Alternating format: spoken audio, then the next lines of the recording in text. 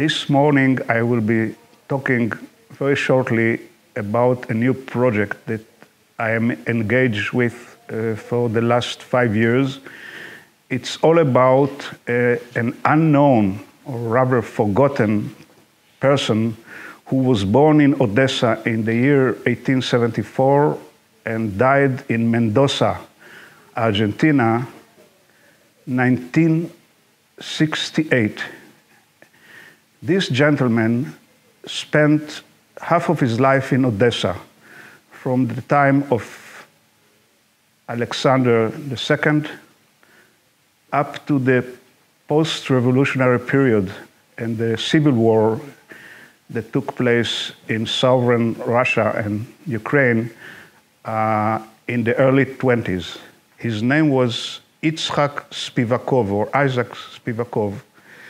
I'm talking about something very special due to the fact that this gentleman who migrated unwillingly to South America became actually a linguist who compiled the best ever Spanish-Hebrew dictionary. Fortunately, his archives ended up here in Jerusalem in the last years. It's now deposited in the Israel Academy of Hebrew Language.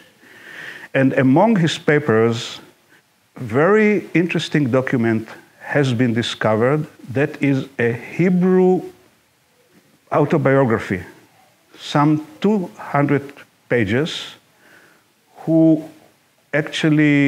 in which he depicted his youth in the Russian Empire and told in detail his cultural activity and his, if you like, social and economic career in Odessa from the early 80s of the 19th century up to the post-Bolshevik period. Odessa was actually one of the major centers of modern Jewish culture.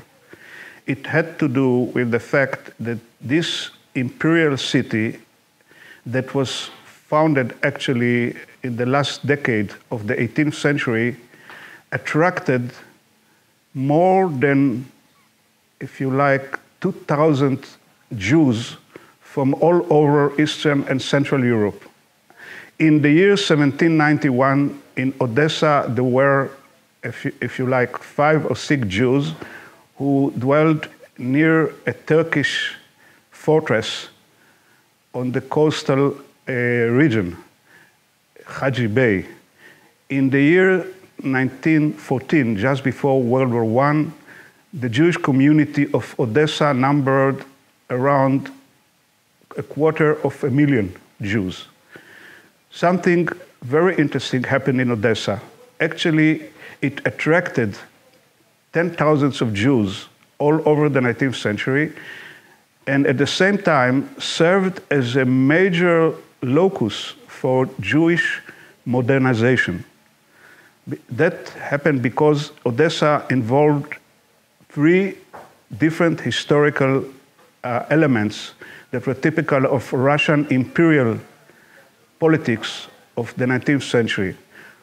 One of them, making Odessa a major commercial center, actually the major port to the import and export of southern Russia.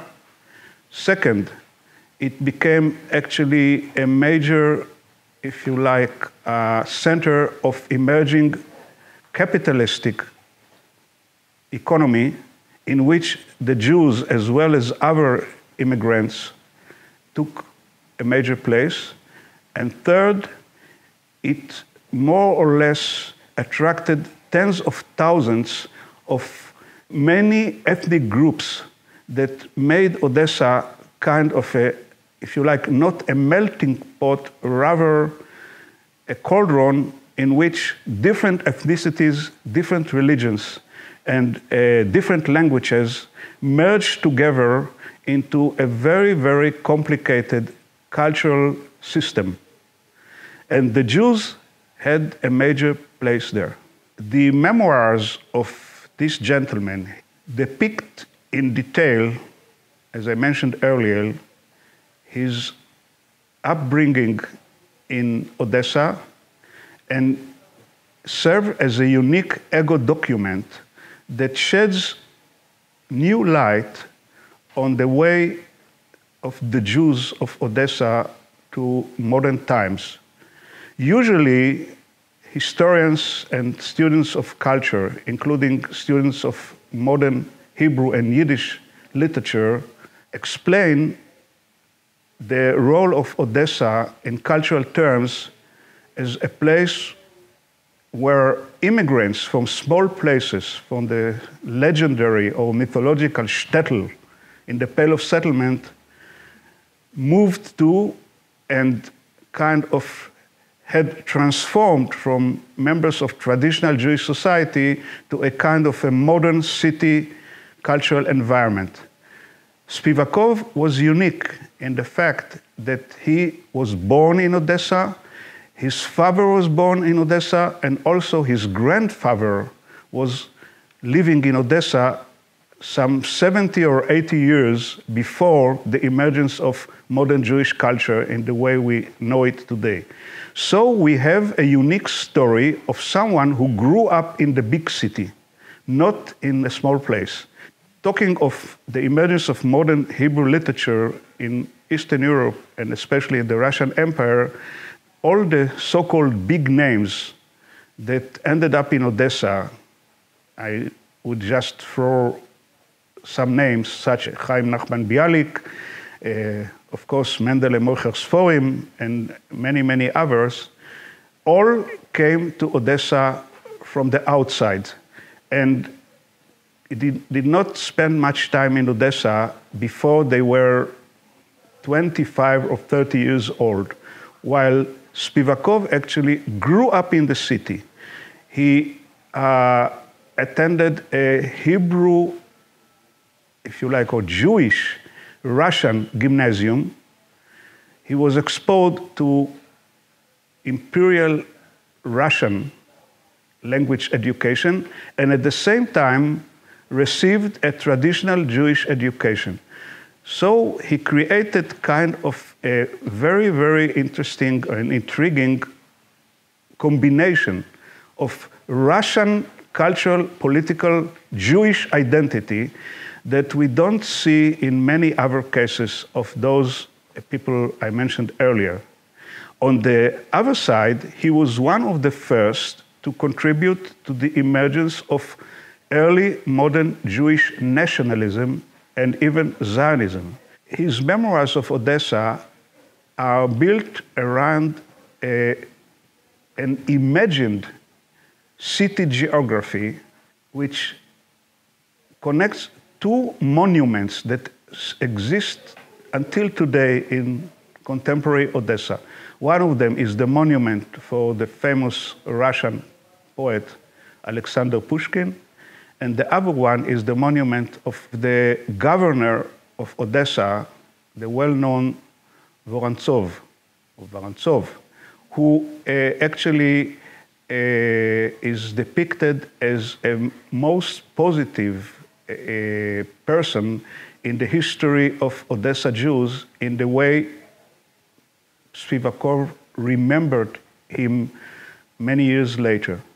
And most of his depictions of his cultural and social activity actually are revolving around these two non-Jewish, surprisingly enough for people who are not aware of that cultural phenomena, but rather around major, if you like, cultural icons of the Russian Empire of the 19th and early 20th century.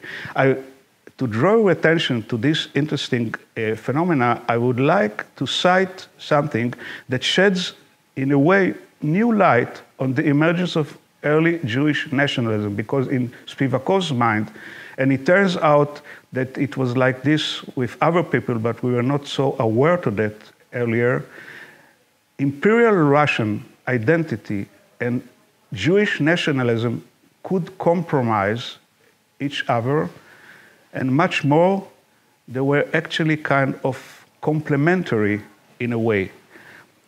And I would like now to cite in English my translation of a short depiction of something that he tells us about his first, if you like, national activity ever when he was a youth.